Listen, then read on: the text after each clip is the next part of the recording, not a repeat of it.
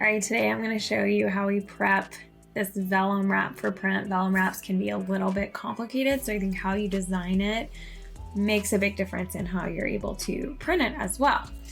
I'm going to zoom in. Here's our design. And of course we have this leather wrap, this wax seal, all that kind of stuff on it. So what I'm going to do is copy the artboard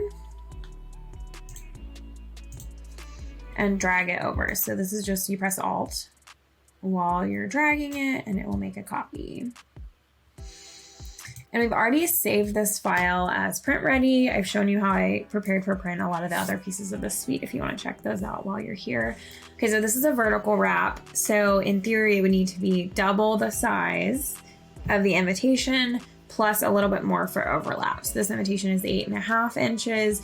So double that will be 17 inches. However, we're not gonna get any overlap if we print at 11 by 17, which is the biggest that my printer is able to print.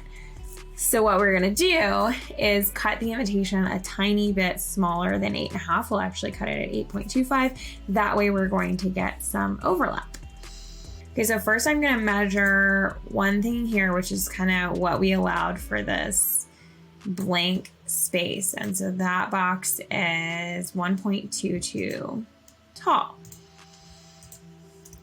And so if you think about it, this is going to be wrapped around. So this section right here, let's just draw a little box to help with the visualization of this. Okay, so this section right here is going to be the very bottom of the paper. And then what's going to happen is we'll have a section that's the size of the page. So 8.5 by 5.5, that's blank, and that's the back. And then we'll also have this other section that's 0.122 tall. So kind of crazy. So we have these three different rectangles. Let me see, grab this rectangle, and it's about 7.34 tall.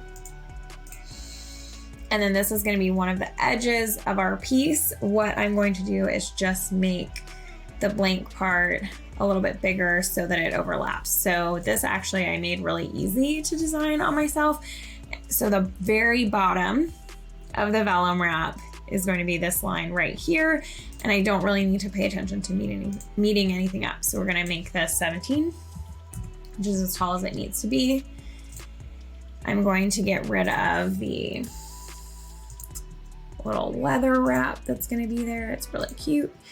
This wax seal, also very cute. I'm going to take away these two boxes. We might need them. And then I'm going to grab my full design and pull it all the way to the bottom.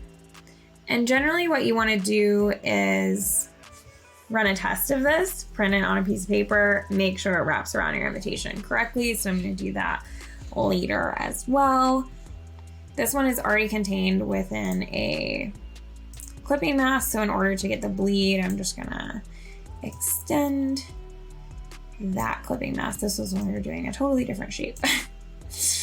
And I'll make this clipping mask go here so we get the bleed. Beautiful.